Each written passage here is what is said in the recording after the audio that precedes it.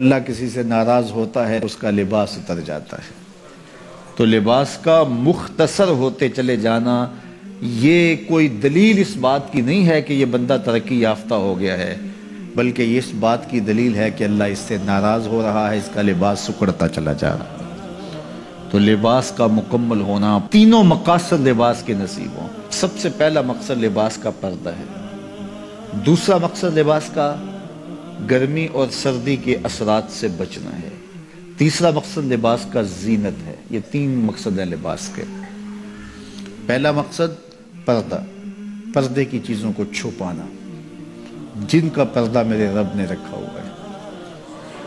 دیکھو اللہ نے حضرت انسان کو شعور دیا، اس لیے اس کو پردہ کرنا پڑتا ہے۔ جن کو شعور نہیں ہے ان کے پردے کا قدرت نے خود اہتمام کیا ہے۔ جانوروں کے بال رکھے ہیں اور ان کے کچھ اعضاء اس طرح پیدا کیے ہیں کہ ان کا پردہ رہتا ہے، لیکن جس کو شعور دیا، جس کو فہم دیا، اس کے ساتھ اس کا لباس بھی اتارا۔ اور شرم اور حیا جب ہوتی ہے تو لباس کا اترنا طبیعت پہ شاک گزرتا ہے۔ اگر اعضائے بدنیہ کا اظہار ہو لباس سے تو پھر لباس کا یہ بنیادی مقصد تھا تو یہ بھی پورا نہیں ہوگا۔ اس لیے فرمایا جو عورتیں لباس پہن کر بھی ننگی نظر آتی ہیں قیامت کے دن برہنہ اٹھائی جائیں گی، رسوا کر دی جائیں گی۔ لباس پہننے کے باوجود بھی وہ جو ہے وہ برہنہ دکھائی دے گی۔ ان کے اعضائے بدنیہ کا اظہار ان کے لباس سے ہوتا ہے، تو پھر وہ لباس کیسا ہوا؟ لباس تو پردے کے لیے تھا، زینت کے لیے تھا، موسمی اثرات سے بچانے کے لیے تھا۔ یہ تین مقصد تھے لباس کے، تو بنیادی مقصد پردہ تھا۔ تو اگر وہی حاصل نہ ہوا تو پھر لباس کا مقصد کیا ہوا؟ تو یہ بات ذہن میں رکھیے گا کہ جب کسی بھی معاشرت میں ان کا لباس سمٹتا ہے تو پھر معاشرے کے اندر جو ہے وہ بے حیائی۔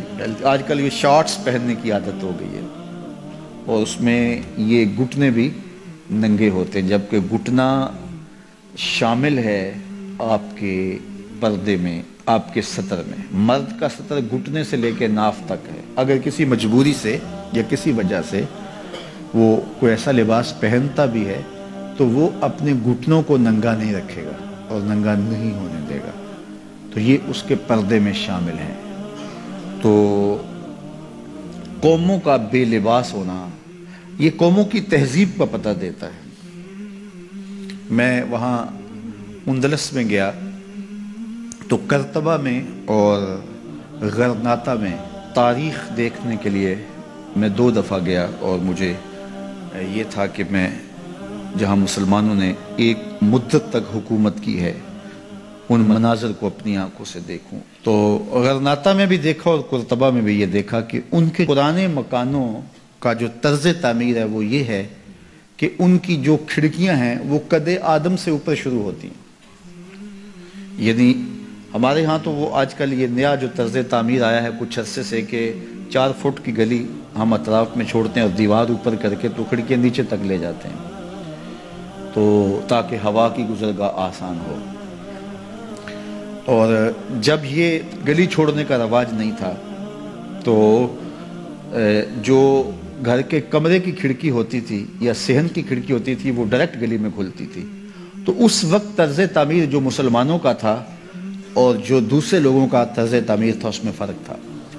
جو دوسرے لوگ تھے وہ نیچے سے کھڑکی شروع کرتے تھے اور ہم قد آدم سے اوپر شروع کرتے تھے، چونکہ یہ طرز تعمیر بتاتا ہے کہ اندر کوئی حیا والے رہتے ہیں اور گلی سے گزرنے والے شخص کی نظر اندر نہ پڑے۔ تو میں نے دیکھا ہے کہ مغرب کے اندر تو یہ تصور نہیں ہے کہ قد آدم پہ کھڑکیاں ہوں، لیکن وہاں قد آدم پہ پرانے مکانوں کی کھڑکیاں دیکھی ہیں، تو یہ طرز تعمیر بتاتا ہے کہ مسلمانوں کے خمیر میں حیا رکھا ہے۔ میرے حضور نے سچ کہا تھا، جب ایمان آتا ہے تو حیا آتا ہے، جب حیا رخصت ہوتا ہے تو ایمان بھی رخصت ہو جاتا ہے۔